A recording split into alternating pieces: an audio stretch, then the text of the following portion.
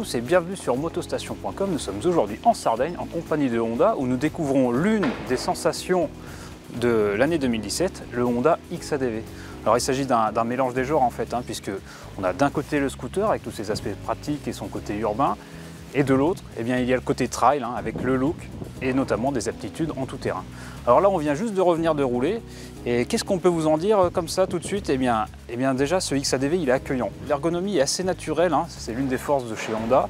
Donc on s'assoit sur ce XADV avec une assise plutôt droite, un guidon qui est assez relevé, qui permet de garder le buste bien droit. On est un peu en hauteur sur ce XADV, ça permet d'avoir un horizon bien dégagé. Au niveau des pieds, on peut se positionner un peu comme on veut. On peut mettre les pieds en avant, en position un peu touring, les pieds au milieu. Ça permet d'avoir la position un peu plus classique du scooter. Et sur ce XADV, il y a une option qui est vraiment très pertinente. Je vais vous la montrer, elle est là. Ce sont ces repose-pieds. Les repose-pieds, ils permettent au XADV d'avoir une dimension un peu plus moto, une dimension un peu plus tout-terrain également, puisqu'en tout-terrain c'est très pratique, très pertinent encore une fois, mais également sur la route. Sur la route on n'est pas si mal que ça sur ces repose-pieds. Bon, le seul inconvénient c'est que les repose-pieds ils ont été conçus après la version finale du XADV, donc lorsque vous êtes debout et que vous commencez à bouger un peu en off-road, et bien là vous avez une arête qui vient un peu vous taper dans les mollets, à la longue c'est pas super agréable. Après, au niveau du confort, il est là, la selle est large, on est bien assis. La bulle fait son boulot, elle protège bien. La bulle ici en position basse, elle peut se mettre en position bien plus haute. Et une fois qu'elle est remontée, il n'y a pas de souci. Elle fait son boulot, ça protège bien, même avec le casque off-road. Au niveau du comportement général du XADV, on doit dire que là encore, le Honda fait bonne figure, puisque l'ensemble est plutôt bien équilibré, on arrive bien à se placer, à se positionner. Bon, c'est pas une ballerine, 238 kg tout plein fait, il faut quand même s'imposer un petit peu au scooter, mais une fois qu'on est lancé sur la route, il n'y a pas trop de soucis, ça va plutôt pas mal. Alors après, il y a un léger transfert de masse lorsqu'on appuie un peu ses freinages, la fourche est plutôt orientée confort, donc c'est assez souple, donc ça va légèrement plonger. Si vous roulez et faites du tourisme tranquillement, il n'y a pas de souci, vous allez vraiment apprécier le confort de la fourche. Donc cet amortisseur il est un peu ferme, on doit dire, c'est un peu sec, ça tape un peu sèchement sur le début de compression, ça mériterait un tout petit peu plus de progressivité pour apporter vraiment un gain de confort.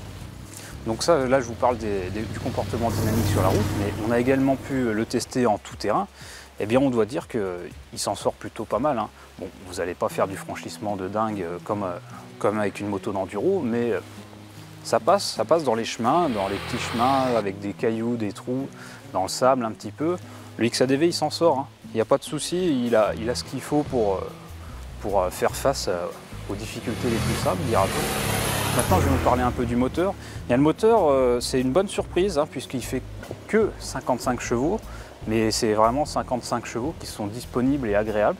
On prend du plaisir à exploiter ce petit moteur. On peut se permettre d'ouvrir les gaz et d'attaquer très tôt dans les virages. Il y a vraiment une satisfaction à dompter ce moteur. Bref, c'est vraiment un petit moteur qui procure du plaisir et des bonnes sensations. On ne se sent jamais débordé par la moto ou le scooter, c'est selon. C'est vraiment un petit moteur sympa et disponible avec de la force, de la rondeur, de la souplesse. Bref, on a vraiment apprécié. Alors qu'est-ce qu'on en retient de ce XADV? C'est une bonne dose de fun. Honda a vraiment fait un pari audacieux en mixant le genre scooter et trail. Ce pari, pour nous, il est vraiment réussi puisque c'est un scooter qui est polyvalent, qui est fun, qui est valorisant, c'est bien fini, la qualité est au rendez-vous. C'est un peu difficile de le qualifier en tant que scooter ou moto, c'est vraiment une nouvelle voie que va ouvrir Honda avec ce crossover ou ce SUV un peu. Ce hybride il sera disponible au mois d'avril, dès le 27 avril. Donc voilà, si vous voulez vraiment en savoir plus, rentrer dans les détails, parler de l'équipement, parler du confort, parler de l'agrément, je vous donne rendez-vous sur motostation.com. Là, on va tout vous dire. Allez, à très bientôt.